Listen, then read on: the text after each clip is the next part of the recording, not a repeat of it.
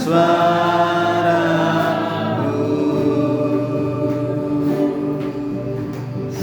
Ku buka hati saat ini untuk mendengar suaramu,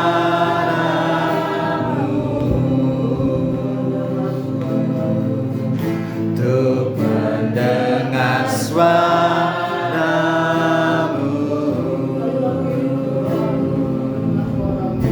untuk mendengar suaramu. Mengaduh ya, jauh Banten Barat, tapi saya dapat istri orang Susukan Banjarnegara. Jadi ketularan makan mendoan. Ya. Istri satu, memang akan satu. Anak juga masih satu. Ya. Kalau anak tergantung Tuhan kasih lagi atau tidak. Ya. Gitu ya.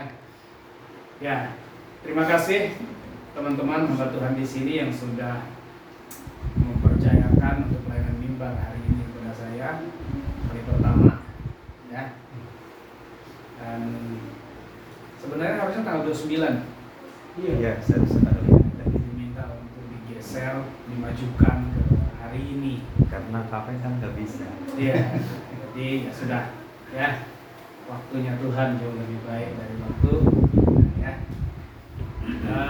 Kami pelayanan di satu lembaga namanya Yayasan Lentera Berkat. Ini satu lembaga misi yang bergerak di kami menyebutnya sebagai mitra pelayanan hamba-hamba Tuhan atau gereja di pedalaman luar Jawa, ya.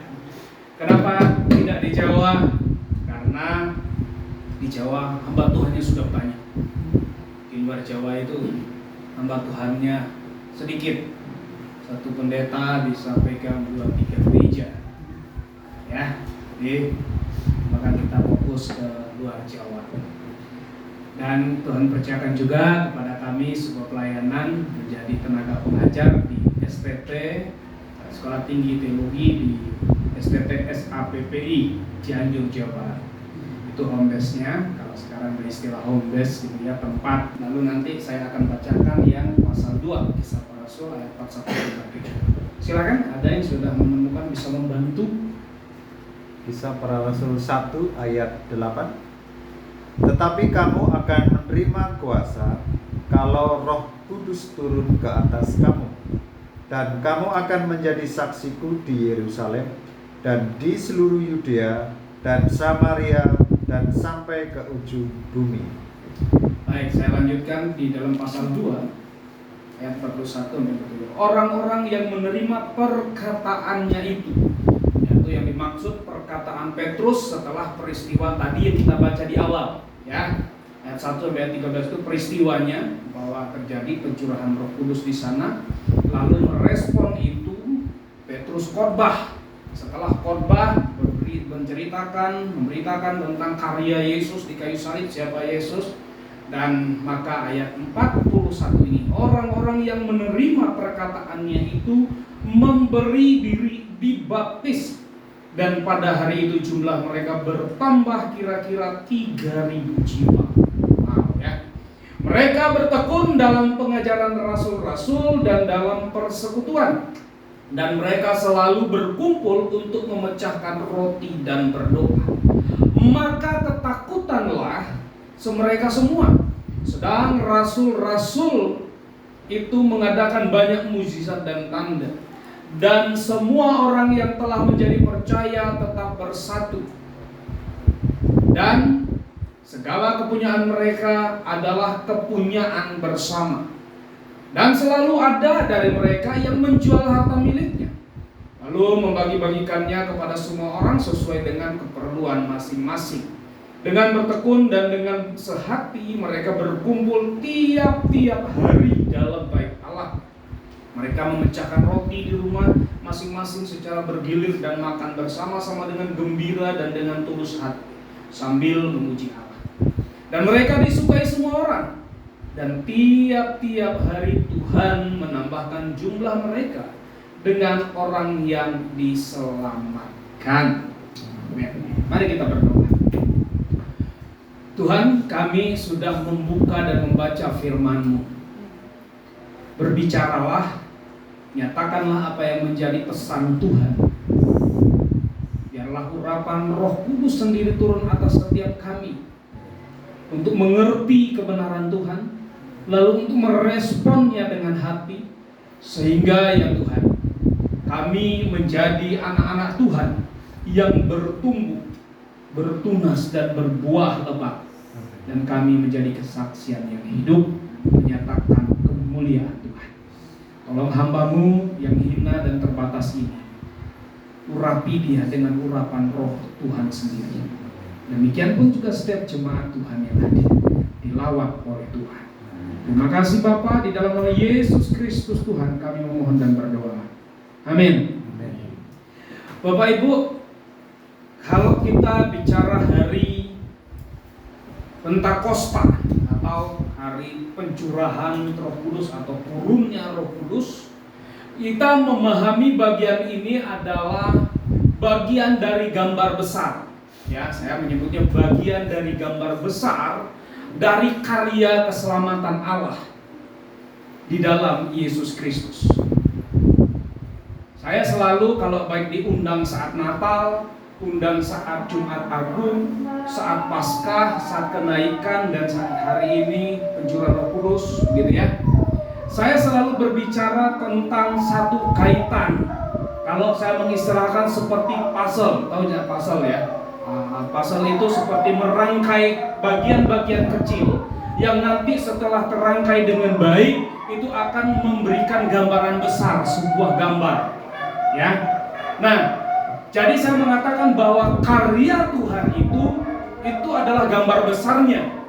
Tetapi pasal-pasalnya adalah, yaitu berbicara tentang Yesus itu tidak hanya dimulai saat di kayu salib. Tetapi karya besar itu sudah dinubuatkan jauh sebelum peristiwa itu terjadi. Artinya apa? Bahwa pasal pertama itu adalah nubuatan tentang keselamatan. Kapan itu? Sejak pertama manusia jatuh dalam dosa itu sudah dinubuatkan. Kejadian pasal 3 ayat 15. Di mana kita berkata bahwa keturunan perempuan akan meremukkan kepala ular.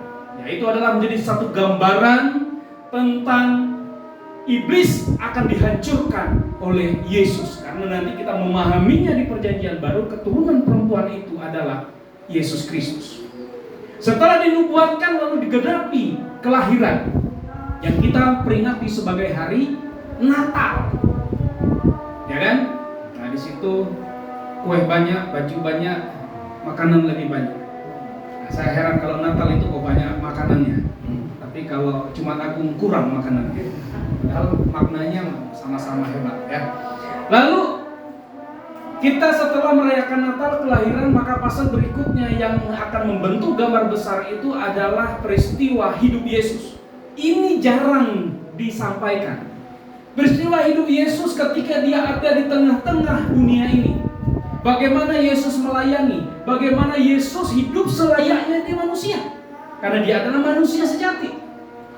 Bagaimana dia berinteraksi, bagaimana dia melakukan tugas tanggung jawabnya sebagai anak, sebagai juru selamat, sebagai utusan, sebagai guru, sebagai hamba di dalam kehidupan dunia. Ini yang saya sebut pasal kehidupan Yesus. Lalu kita masuk kepada pasal berikutnya adalah kematian, itu Jumat Agung, ya. Lalu 3 hari berikutnya kita merayakan Paskah kebangkitan, itu pasal berikutnya. Lalu berikutnya lagi setelah 40 hari kita merayakan hari apa? Kenaikan, ya kan? Hari kenaikan ke surga. Dan setelah kenaikan itu, maka nanti kita sedang menantikan pasal berikutnya yang belum terwujud adalah kedatangan kedua kali. Nah, di antara celah itu ada peristiwa yang disebut dengan peristiwa pencurahan Roh Kudus, ya, atau hari Pentakosta. Dan hari ini kita peringati. Saya menyebutnya bagian ini adalah bagian dari masa-masa penuaian. Karena setelah Tuhan Yesus menyelesaikan karyanya, Dia berkata di atas kayu salib sudah selesai. Maka tongkat estafet pelayanan itu, tongkat estafet penjangkauan itu, tongkat estafet daripada penuaian itu, Dia percayakan kepada murid-murid persis sebelum Dia naik ke surga. Ketika Dia berkata di dalam pasal 1, salah satu tadi ayat 8 sampai Rasul, kamu akan menerima kuasa kalau Roh Kudus turun ke atas kamu dan kamu akan menjadi saksiku. Itu adalah satu dari sekian pengutusan Tuhan. Lalu kita bicara Matius 28, kita bicara di dalam di dalam Markus 16, Lukas 24. Itu semua bicara tentang pendelegasian tongkat penuaian yang Tuhan berikan kepada murid-muridnya. Karena Yesus sudah menyelesaikan karya itu dilanjutkan. Itu sebabnya dalam Lukas 24 dia katakan, kalau nggak salah ayat 46 sampai 49, peristiwa itu memang harus terjadi sebagai penggenapan kitab para nabi, kitab Mazmur dan kitab Taurat Musa, bahwa Mesias akan mati, lalu Dia akan bangkit pada hari yang ketiga. Lalu dikatakan, kamu adalah saksi dari semua itu. Saksi. Kamu adalah saksi. Sampai kemana? Sampai ke ujung bumi. Jadi tongkat estafet itu sekarang ada di siapa? Gereja. Ditandainya adalah sejak engkau menerima kuasa Roh Kudus. Ya. Jadi jelas di situ bahwa tongkat estafetnya sudah Tuhan berikan. Nah, karena itu Bapak Ibu, peristiwa pencurahan Roh Kudus ini menjadi peristiwa penting dalam pelayanan gereja atau dalam keberadaan gereja. Kehadiran Roh Kudus artinya bahwa itu adalah kehadiran Allah sendiri. Karena ketika kita bicara Roh Kudus, kita tidak boleh hanya bicara soal karyanya saja. Tapi ketika kita bicara tentang Roh Kudus, kita sedang bicara tentang pribadi Allah, yaitu pribadi ketiga dari Allah Tritunggal. Sama pentingnya, sama hebatnya, dan sama sentralnya dalam doktrin gereja. Kita tidak bisa hanya mengutamakan tentang Yesus saja, atau tentang Bapa saja, tentang Roh Kudus. Kenapa? Karena ketika bicara Roh Kudus, kita sedang bicara Allah sendiri. Kita sedang bicara Roh Tuhan. Yesus sendiri sebelum dia menjalani karya salib pernah berkata kepada para murid, ya, ini sebelum dia disalibkan. Di dalam Yohanes 14, 16, 17 dikatakan, aku akan minta kepada Bapa dan Ia akan memberikan kepadamu seorang penolong yang lain, supaya Ia menyertai kamu selama-lamanya. Itu apa? Roh kebenaran. Sebutan lain dari istilah Roh Kudus, Roh kebenaran. Dunia tidak dapat menerima Dia sebab dunia tidak melihat Dia dan tidak mengenal Dia. Tetapi kamu, ya, murid-murid, mengenal Dia, sebab Ia menyertai kamu dan akan diam di dalam kamu. Itu sebelum Yesus menjalani karya salib. Dia sudah menyampaikan bagian ini kepada para murid, karena Dia sudah tahu bahwa Dia nanti setelah Dia menjalankan karya salib, bangkit, lalu Dia akan naik ke surga. Maka secara fisik Dia akan meninggalkan, sebagai manusianya Dia akan meninggalkan para murid. Dan para murid gelisah, dicatatkan dalam Yohanes pasal 14. Tapi Yesus menghibur mereka, jangan gelisah hatimu, percaya saja kepada Bapa, percaya kepada Aku, bahwa Aku pergi ke surga untuk menyediakan tempat bagimu. Di mana Aku berada, di situ engkau pun berada. Tapi secara fisik itu sudah tidak ada, secara jasmaniahnya. Nah, karena itu Dia bilang, Aku memberikan Roh, seorang penolong. Itu yang dimaksud adalah Roh Kudus. Lalu ketika Dia mau naik ke surga, ya, ketika Dia mau naik ke surga, persis sebelum Dia naik ke surga, Dia mengulangi kembali, menyampaikan kepada para murid, Yang tadi kita baca Kisah Rasul 1 ayat 8. Kamu akan menerima kuasa kalau Roh Kudus turun ke atas kamu. Jadi Roh Kudus itu adalah pribadi kehadiran Tuhan. Karena Yesus secara jasmania sebagai manusia tentu tidak bisa dia hidup di dalam kita. Sebagai manusia yang sama dengan kita, nggak bisa. Tapi dia mengatakan, aku akan tinggal di dalam kamu dan kamu akan tinggal di dalam aku. Bagaimana caranya? Yaitu Rohnya yang dia maksudkan, yaitu Roh Kudus. Jadi Roh Kudus itu adalah pribadi Allah yang berdiam di dalam orang percaya. Syarat orang menerima Roh Kudus adalah menerima Tuhan, menerima Allah sendiri. Atau bahasa gerejanya adalah saat orang lahir baru, percaya, beriman kepada Yesus Kristus Tuhan Juru Selamat satu-satunya. Nah, saat dia mengakui Yesus sebagai Tuhan, saat mulutnya mengaku Yesus adalah Tuhan, saat dia berlutut menyembah Yesus adalah Tuhan, saat itu juga Roh Tuhan diam di dalam dirinya. Itulah yang dikatakan Yesus dalam Yohanes pasal 15 ketika dia berkata, aku tinggal di dalam kamu dan kamu tinggal di dalam aku. Ini satu kesatuan, yaitu yang dimasukkan Rohnya. Oke? Nah, jadi Bapak Ibu, Tuhan Yesus sendiri itu sudah menyampaikan itu kepada kita. Jadi menerima Yesus Kristus itu berarti kita menerima Roh Kudus. Maka pertanyaannya, kapan kita menerima Roh berdiam dalam diri kita? Saat Bapak Ibu dan saya percaya Yesus. Dan kenapa para murid? Nah, pertanyaannya, kenapa para murid kok tiba-tiba dalam masa yang sama ada pencurahan? Itu adalah peristiwa peneguhan kembali, karena Roh ini dijanjikan oleh Tuhan bahwa dia akan turun, dan ini adalah peneguhan, penggenapan dari apa yang Yesus janjikan itu.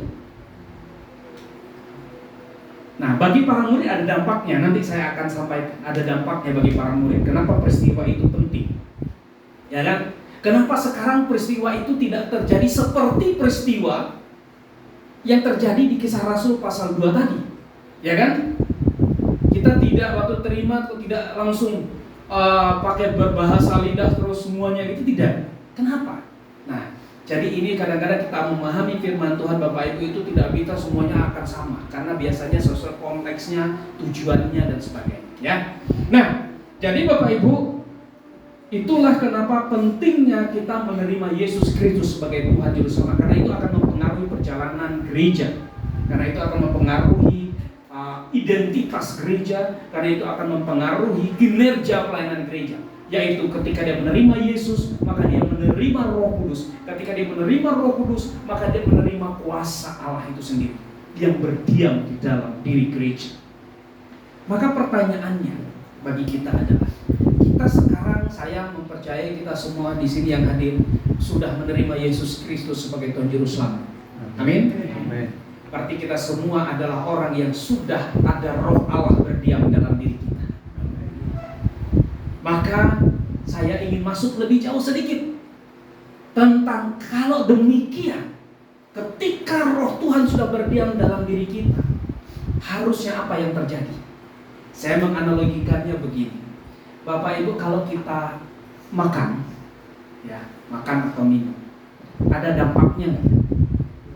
Langsung terasa nggak? Satu, misalnya saat kita makan, pasti dampak yang pertama adalah kenyang, ya kan? Langsung terasa. Tidak berhenti di situ Bapak Ibu, kenyang itu yang kita rasa.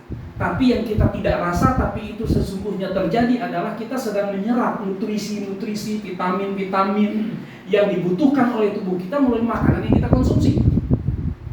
Semua kebutuhan vitamin itu tersedia dalam makanan-makanan itu, ya. Dan itu terserap untuk kebutuhan tubuh kita. Dan itu juga yang akan meregenerasi pencernaan kita. Maka terjadi ketika yang sudah tidak terserap dengan baik menjadi ampas, lalu kita buang ke belakang. Dan itu terus terjadi. Maka ketika kita makan, maka ada dampaknya yang kita rasakan. bagi tubuh kita jadi energi, kita bisa bekerja, kita bisa melayani, kita bisa memuji. Jadi karena kita makan, ada sesuatu yang kita makan. Maka pertanyaannya kalau kita kaitkan dengan tema kita, bahwa dampak daripada turunnya Roh Kudus bagi orang percaya atau bagi gereja apa? Maka ketika kita menerima Roh Kudus, ketika kita menerima Tuhan, kuasa Tuhan, maka seharusnya itu memberi perubahan di dalam kehidupan gereja, baik secara individu maupun secara komunitas. Mari kita lihat dampaknya. Saya membagi dua dampak dari turunnya Roh Kudus ini, atau dampak dari kehadiran Roh Kudus ini pertama bagi para murid, karena konteks yang kita baca adalah konteks yang menerima adalah para murid. Nanti kita akan lihat dampaknya bagi orang yang baru atau orang yang tentu dalam konteks di luar lingkaran para murid. Kalau kita membaca kisah tadi, Bapak Ibu baca dari Kisah Rasul 1, Kisah Rasul 2, karena itu saling berkaitan, nanti sampai Kisah Rasul 4. Ya, itu semacam satu peristiwa gitu ya. Maka Bapak Ibu, kita bagi para murid dampak kehadiran Roh Kudus ini menjadi satu, bahwa itu adalah penegasan dari janji Yesus, aku akan memberikan roh kebenaran penolong. Karena para murid waktu itu sedang gelisah hatinya. Bayangkan Bapak Ibu, kalau dulu susah makan, Yesus bisa buat mujizat. Sakit tinggal bawa saja di depan Yesus lalu sembuh, ya kan? Dengan kata lain, murid menikmati kehidupan bersama dengan Yesus itu sepertinya baik-baik saja. Ya, mereka sudah senang karena ada sang raja yang hebat ini. Mereka sudah senang karena ada sang guru yang baik ini. Tetapi Yesus tiba-tiba mengatakan bahwa aku akan pergi ke rumah Bapakku. Maka tidak heran kalau hati mereka gelisah. Maka hadirnya Roh Kudus bagi para murid ini adalah peneguhan daripada penyertaan Tuhan, janji Tuhan. Makanya mereka berubah. Kehadiran Roh Kudus, kuasa Roh Kudus turun atas para murid ini juga mengubah persepsi mereka. Tadinya para murid ini berpikir bahwa Yesus itu harus ada setiap saat sampai selama-lamanya menjadi raja mereka di bumi ini. Itu konsep mereka. Bahkan ketika Yesus mau naik ke surga, itu masih muncul tuh pertanyaan. Di dalam ayat 6 pasal 1 itu, ayat 6 ayat 7 ya. Ada pertanyaannya. Maukah engkau memulihkan bagi kami kerajaan Israel? Itu kata murid-murid. Itu artinya apa? Sudah Yesus sudah bangkit pun, konsep mereka tentang Yesus itu belum tuntas rupanya. Nah, karena itu penting kehadiran Roh Kudus ini mengubah cara pandang para murid terhadap Yesus. Kalau dulu dia berpikir Yesus itu adalah raja seperti raja dunia, kedudukan politik. Tapi kali ini ketika Roh Kudus mengubah hidupnya, mengubah cara pandangnya, kuasa Tuhan diam di dalamnya, maka cara pandang mereka menjadi berubah. Itu sebabnya ketika Petrus, ketika dengan Yohanes pergi ke bait Allah, ketika orang pengemis itu minta dengan mereka, dia bilang apa? Emas dan perak tidak ada padaku, aku hanya punya apa? Yesus Kristus dari Nazaret. Berubah cara pandangnya. Bahkan murid-murid ini adalah murid-murid yang banyak penakutnya. Ketika diuber-uber oleh tentara atau imam kepala, mereka kabur saat Yesus ditangkap. Mereka masih bersembunyi, berkumpul, tidak berani keluar. Bahkan ketika Yesus menampakkan diri kepada mereka, dikatakan pintu sedang terkunci. Itu menunjukkan mereka sebetulnya sedang takut. Mereka sangat hati-hati. Tetapi ketika pencurahan Roh Kudus, mereka berubah menjadi seorang pemberani hebat. Petrus, Yohanes salah satunya menunjukkan keberanian itu. Nanti kita lihat lagi dalam ayat-ayat selanjutnya. Jadi kehadiran Roh Kudus memberikan pembaharuan rohani bagi para murid. Ya, jadi mereka ini yang istilah, bukan mereka belum terima Yesus, mereka sudah terima Yesus, tetapi mereka belum mengenal Roh Kudus. Ya, nanti baru kita mengenalkan setelah pengajaran para murid itu yang dicatatkan Alkitab. Nanti kita memahami siapa Roh Kudus. Dulu mereka belum, karena belum tercatat seperti yang kita terima sekarang tercatat. Nah, jadi bagi para murid ini pembaharuan. rohani mereka. Jadi sekarang pandangan mata rohani mereka itu sudah berbeda dari yang dulu. Lalu kuasa, mereka juga mendapat kuasa yang membuat mereka berani bersaksi. Mereka menjadi berani tampil. Mereka tidak diam-diam lagi memberitakan Yesus, bahkan di pelataran bait Allah, di halaman bait Allah, yang artinya pasti dilihat oleh imam-imam, penjaga-penjaga pintu gerbang bait Allah pasti melihat. Dan dia berani berkata, emas dan perak tidak ada padaku, aku hanya ada di dalam nama Yesus orang Nazaret itu berjalanlah. Dia terang-terangan beritakan tentang Yesus. Dia tidak lagi takut-takut mengakui sebagai pengikut Kristus.